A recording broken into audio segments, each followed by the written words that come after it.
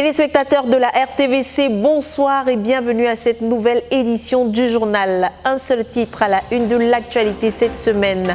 La 6e session de l'UMPJ des dirigeants de maisons et de chambres de prière qui s'est tenue à Ndoumbi du 3 au 8 octobre 2021. Un cours riche de par la diversité des orateurs qui l'ont meublé de leur partage et de leur expérience et surtout en raison du thème développé par l'orateur principal, le pasteur Théodore Andossé, qui a porté sur la connaissance que procure la prière.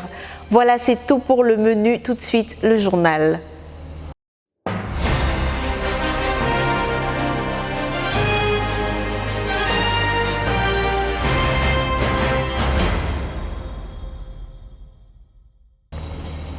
Environ 400 personnes ont pris part au cours de l'UMPJ qui a rassemblé à Ndoumbi les dirigeants de maisons et de chambres de prière du 3 au 8 octobre 2021, sans compter bien sûr la participation en ligne entre autres ministères rendus, celui du pasteur Théodore Andossé, orateur principal sur le thème « La connaissance que procure la prière ». On suit Jacques Kouichi.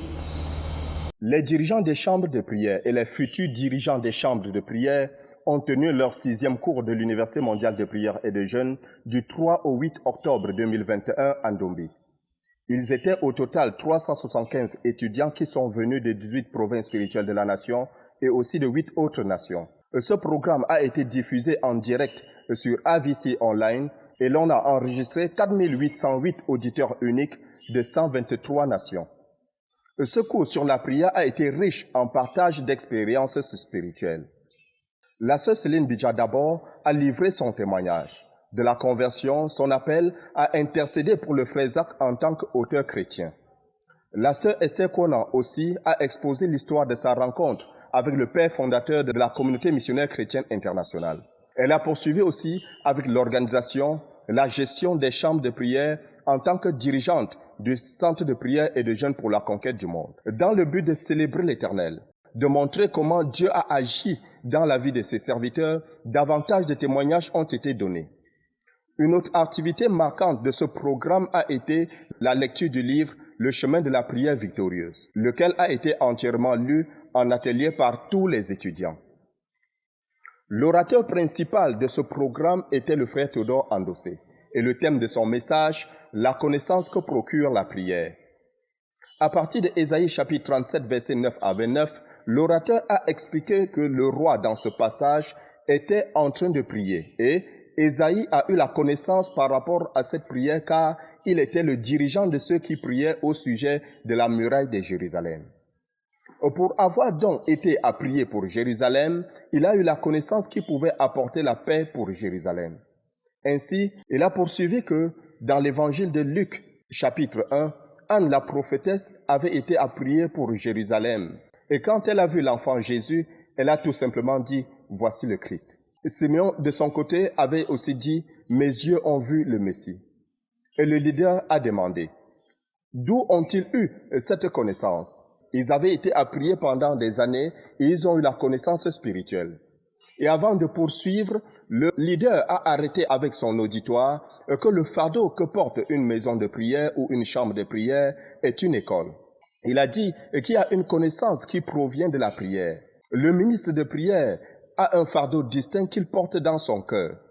Celui qui porte le fardeau d'une chambre de prière, d'une maison de prière, doit avoir cette connaissance qui vient de ce fardeau. C'est cette connaissance du fardeau qui fait de la personne la dirigeante de cette chambre de prière ou bien de cette maison de prière.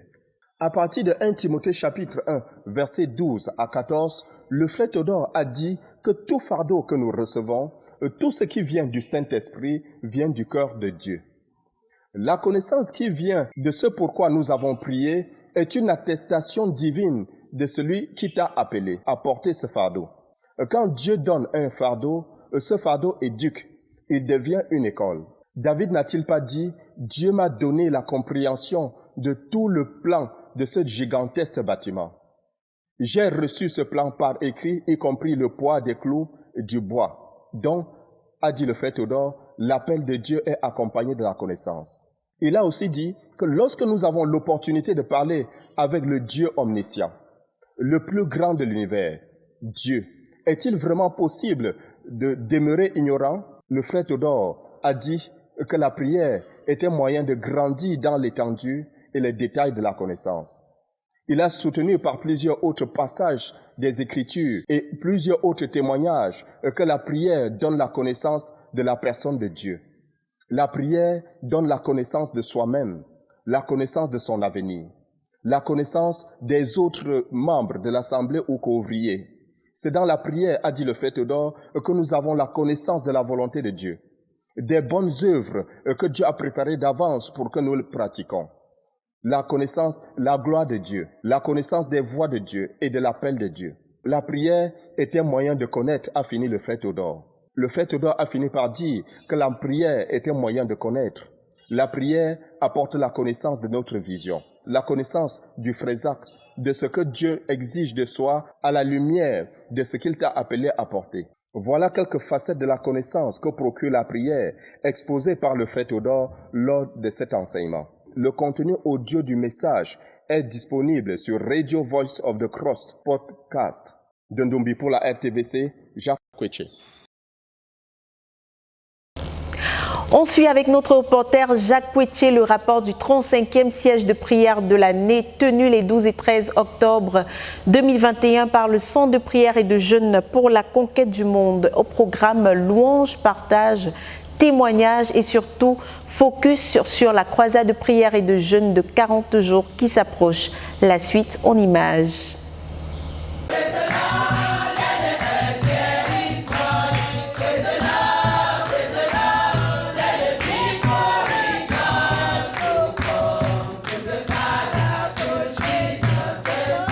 Le 35e siège de prière de l'année, organisé par le Centre de prière et de jeûne pour la conquête du monde, s'est achevé à Koumé ce 13 octobre 2021 vers 13h35. C'était une bataille de 24 heures pour continuer de noyer le leader ainsi que tout le ministère dans l'esprit du jeûne et de la croisade de prière qui commence lundi prochain. Les amis de la sœur Esther qui ont pris part à cette bataille déterminante sont venus de la France, de la République centrafricaine et du Cameroun. Elle a commencé à 12h par les proclamations. Et ces proclamations ont laissé la place aux cantiques de louange, et puis au témoignage. La sœur Esther et ses compagnons ont célébré l'Éternel pour la grâce, le privilège d'être héritier de Dieu, co-héritier avec Christ et de faire partie de cette grande famille de Dieu. Après cette phase de gratitude à Dieu, les saints ont continué à prier pour eux-mêmes afin de garder une communion continuelle avec Dieu tout au long de cette bataille spéciale. Ayant laissé la Bible dans laquelle la dirigeante de la rencontre a tiré tous ces sujets d'action de grâce, elle a fait recours au livre Pensées révolutionnaires sur la prière et le chemin de la prière victorieuse pour rappeler que la prière, un siège de prière, c'est un combat spirituel. Et il faut de la discipline et de l'endurance. C'est un conflit intense qui exige d'être vigilant. La sœur Esther a ensuite ouvert les yeux de ses soldats sur la qualité et la quantité de prières qu'il faut pour qu'un dirigeant soit celui que Dieu veut. Ils ont entamé la prière pour le frère Théodore afin d'avoir non seulement le dirigeant, mais aussi la qualité d'œuvre que Dieu exige de nous. La prochaine croisade de prière et de jeûne du ministère a été le point de prière suivant. Tous les aspects de cet événement ont été élevés à Dieu, à savoir la participation massive des saints, la présence tangible de Dieu, les transformations irréversibles dans les vies pendant toute cette période. En paix, en petits groupes, ses partenaires avec Dieu se sont tenus devant lui pour lutter avec lui de toutes leurs forces pour qu'il aide le frère Théodore, ainsi que chaque saint en particulier, à porter effectivement le fardeau du jeûne et de la croisade de prière, le développe, l'accomplisse à la satisfaction du cœur de Dieu. Ils ont aussi assuré la protection physique et spirituelle de tous les dirigeants du ministère et de chaque saint en particulier durant toute cette période. Ces ouvriers de Dieu ont aussi élevé à Dieu le but de la phase 3. Ils ont intercédé avec ferveur pour l'impact du cours de l'UMPJ des dirigeants des chambres de prière. Et puis, ils sont revenus pour batailler avec Dieu pour qu'il donne à notre leader un nouveau corps selon sa promesse afin qu'il puisse courir avec la vision. Les soldats de la sœur Esther ont enfin crié à Dieu pour le ministère du frère Joseph Ngandou à Dakar, au Sénégal. Et puis, ils ont insisté pour que le Seigneur de la moisson donne au frère Théodore, ainsi qu'à tous les autres dirigeants du ministère, les différents ministres critiques nécessaires pour l'accomplissement de notre but. Et Dieu a été fidèle. Vers 13h35, la sœur Esther a fait rappeler à son élite: nous sommes des serviteurs inutiles. Nous avons fait ce qui nous a été ordonné de faire et nous voici prêts, Seigneur, pour la prochaine bataille. À celui qui est assis sur le trône et à l'agneau, la gloire et la révérence pour ce siège de prière et son impact. Ils ont été une trentaine à avoir répondu présent à la retraite qui a rassemblé les membres du staff du département de communication à Koumé ce 11 octobre 2021. Ça aura été l'occasion pour le frère Paul Olaïton d'encourager les participants à conjuguer leurs efforts pour une plus grande productivité. Reportage.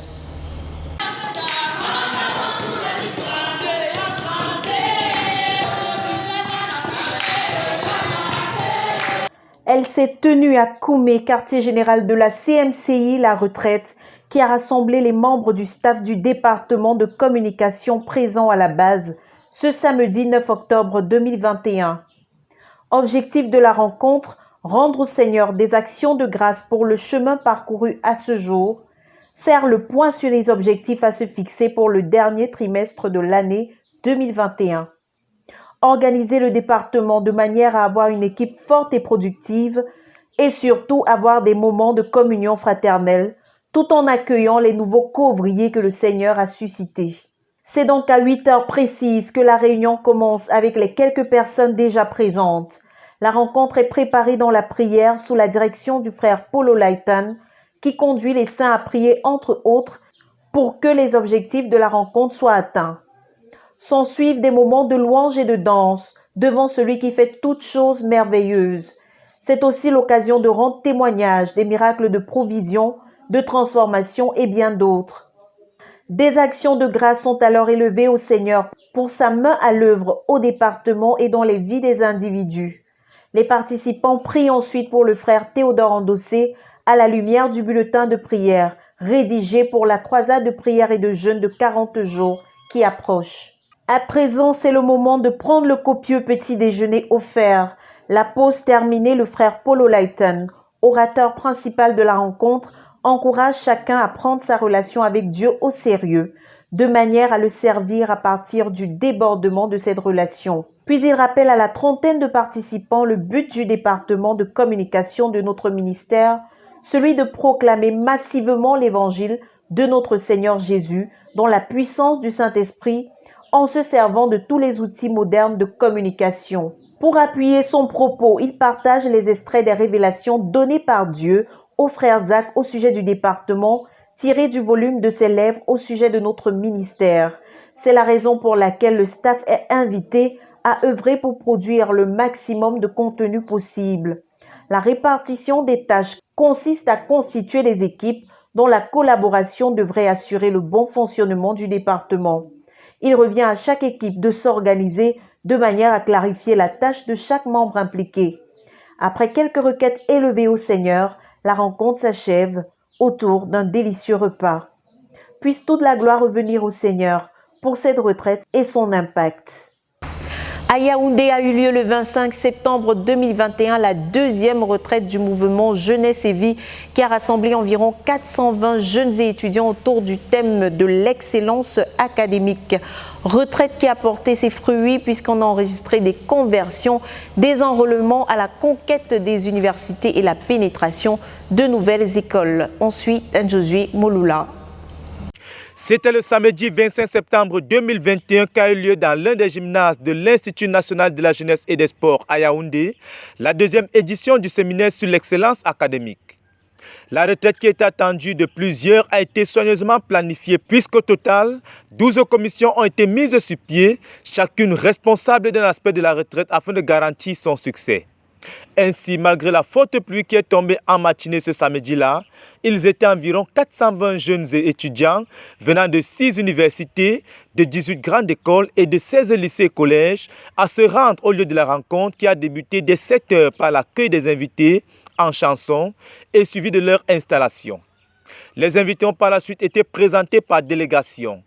Puis, un bref exposé sur l'excellence académique a été présenté. Les frères Job Tende et Eloge Abia ont ensuite été invités à présenter la bonne nouvelle de l'évangile tirée du passage de Marc chapitre 3, puisque c'est de là qu'ils ont relevé l'histoire de l'homme possédé par les démons. De ce passage, l'attention de l'auditoire a été attirée sur le fait que Jésus est à la recherche des hommes, mais Satan aussi cherche des hommes. Pour ce qui est donc du succès et de l'excellence dans leur vrai sens, cela exige qu'un homme soit connecté à Dieu et au dessein de Dieu. Ainsi, le premier ennemi de l'homme, c'est l'indépendance vis-à-vis de Dieu. Et il n'y a pas d'excellence sans discipline, particulièrement la discipline morale qui vient d'une relation correcte avec Dieu. Jésus veut donc utiliser plusieurs à relever le prédicateur, mais il faut qu'il soit transformé en un certain genre de personne selon Dieu. N'ayant pas pu rester indifférent face à la vérité des Écritures, 35 étudiants se sont levés pour recevoir le Seigneur Jésus-Christ dans leur cœur. Par la suite, le frère Johnny Bapak, orateur principal, est venu challenger les jeunes présents en ce qui concerne l'excellence. Il a relevé que l'excellence n'est pas quelque chose qu'on peut atteindre en quelques jours. Elle exige une endurance émotionnelle, une endurance spirituelle et une endurance physique. L'histoire est pleine de tels exemples, a-t-il expliqué avant d'ajouter que l'excellence n'est pas un certificat. Il faut du caractère, de la constance pour commencer quelque chose et l'achever. Utilisant ensuite sa propre histoire, il a appelé les participants à embrasser un objectif qui va au-delà de la simple excellence académique. L'excellence commence donc avec Jésus-Christ, car il faut être changé intérieurement pour pouvoir changer les choses. Le frère Johnny Bapak a appelé les participants à l'excellence enracinée dans le désir de changer ce monde en un lieu où Dieu règne dans les cœurs. Finalement, l'orateur a rappelé que ce séminaire vise à produire des étudiants qui ont le cœur pur, la tête pleine et qui ont une vision à accomplir. En réponse à cet appel, environ 200 jeunes étudiants se sont levés pour s'engager à notre vision et ont été conduits à prier pour se consacrer à Dieu et à notre vision. Les participants ont été répartis en ateliers coordonnés chacun par un dirigeant afin de mieux faire connaissance de chacun pour un meilleur suivi et de meilleures orientations. À Dieu soit toute la gloire pour ce pas en avant dans la conquête des universités, car avec les conversions enregistrées ce jour, ce sont 13 nouvelles écoles et universités qui ont été pénétrées. Document pour la RTVC, Dan Josué Molola Bekoum. Les saints de la CMCI ont célébré deux événements heureux les 30 septembre et 9 octobre 2021. Il s'agit respectivement des mariages de Jessica et Moïse à Douala et Patrick et Gisèle à Bertois qui ont convolé en juste noces à la joie de la communauté tout entière et surtout de leurs convives. Hyacinthe Bekolo.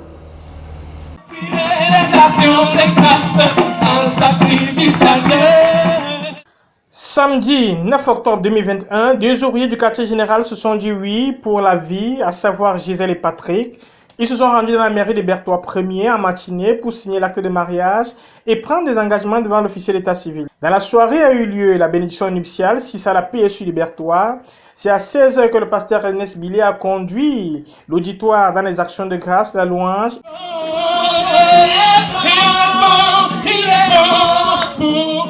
Et les témoignages envers le couple. Après l'arrivée des mariés, le pasteur Paul Elaton, l'orateur du jour, a prêché sur la gratitude et a exhorté le jeune couple à rendre grâce au Seigneur en toutes circonstances, à partir de Romains chapitre 1.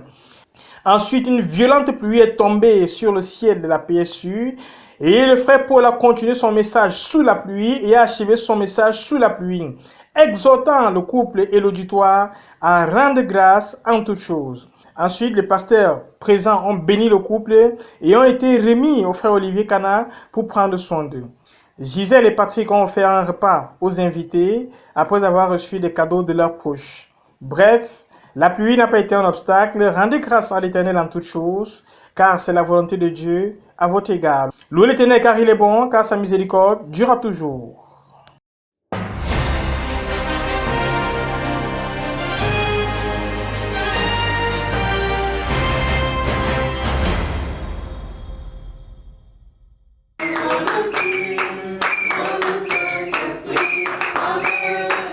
Jessica et Moïse se sont dit oui devant le maire de Yaoundé 6, mercredi 29 septembre 2021. Après l'arrivée des invités et du couple, le secrétaire d'État civil a rappelé les articles et les dispositifs légaux relatifs au mariage et a invité Jessica et Moïse à prendre des engagements. Ensuite, il y a eu la signature sous le regard de nombreux invités et la séance des photos a suivi.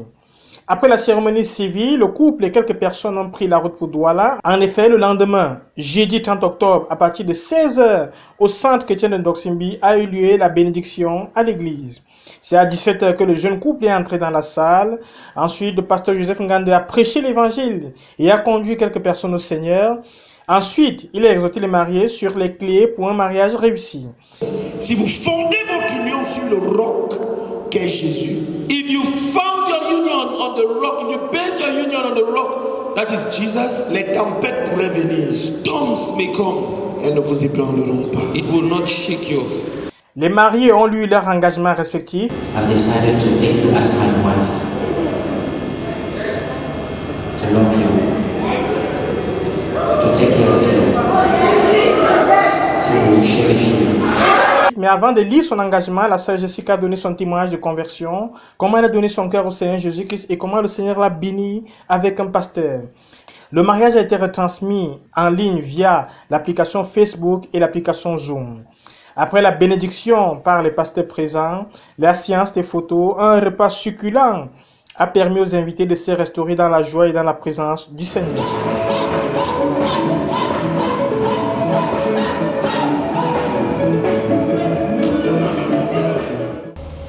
Au Bénin, tenue respective les 3 et 10 octobre 2021 d'une réunion des dirigeants et d'un service conjoint au cours desquels notre missionnaire, le pasteur Bossoum, réaligne l'Église à la vision telle que fraîchement communiquée par le pasteur Théodore Andossé, le leader, lors de la récente retraite des ministres assistants à laquelle il avait pris part. Un reportage signé Hyacinthe Bekolo. Après son séjour au Cameroun du 2 au 16 septembre 2021 pour la retraite des ministres assistants, le pasteur Bossoum Kumabe a organisé une série de réunions avec ses dirigeants. En effet, dimanche 3 octobre 2021 s'est tenue dans l'enceinte de l'église à Kokotomé une rencontre avec les dirigeants des départements de l'Atlantique, du littoral et de l'Ouémi. La rencontre s'est déroulée en 3 phases. La première phase, c'était le compte-rendu du voyage du leader national du Bénin à Koumé du 2 au 16 septembre dernier, la lecture du procès verbal de la dernière rencontre des pasteurs. Il a rappelé aux dirigeants qui s'est de nouveau connecté au frère Théodore et est déterminé à le suivre à la lettre, lui et tout ce qui se passe au quartier général.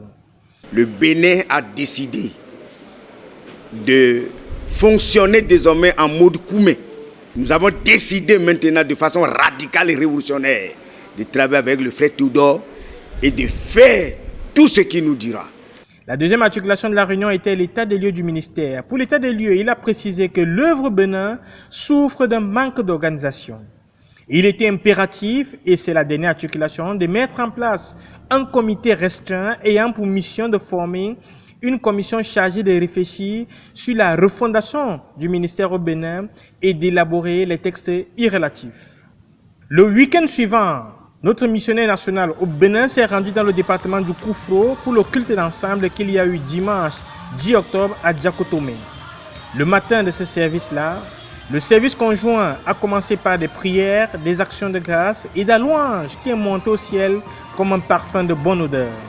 Ensuite, le pasteur Bossoum Kumabe a pris la parole pour communiquer aux frères du Koufro les nouvelles directives qu'il a prises à Cotonou, à savoir qu'il s'est engagé personnellement au frère Théodore et à la vision que le Seigneur nous a donnée au travers du frère Zach. Il s'est aussi engagé à suivre le frère Théodore à la lettre et que tout sera fait dans le Koufro comme c'est fait à Koumé. Écoutons plutôt le pasteur Bossoum Kumabe. Commencez par fonctionner ici au Bénin dans tous les départements en mode Koumé. Avec le code ZTF dans la zakatitude. Et nous avons décidé de suivre exactement tout ce qui se passe au Cameroun, au niveau de Koumé, ici au Bénin. Et nous ne voulons plus fonctionner avec Sibolek. Nous voulons fonctionner avec Chibolek, c'est-à-dire ressembler réellement au frère Théodore dans tout ce qu'il est en train d'accomplir actuellement au niveau de la phase 3. Il a aussi engagé les saints du Koufro à sortir, évangéliser et à implanter les églises pendant la croisade de prière et de jeûne du ministère.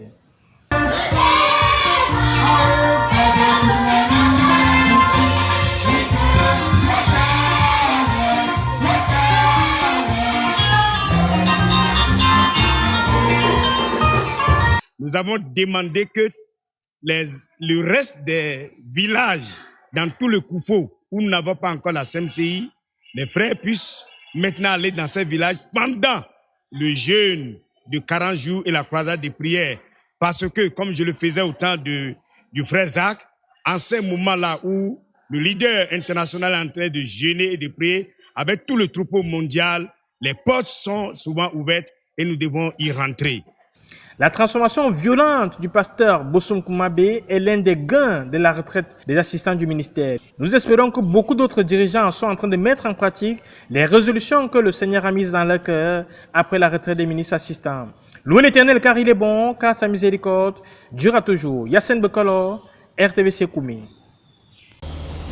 Chers téléspectateurs, c'est la fin de ce journal. Merci de nous avoir suivis jusqu'au bout. Surtout, restez connectés à la Radio Television Voice of the Cross. C'est la chaîne de la Bible. Que Dieu vous bénisse.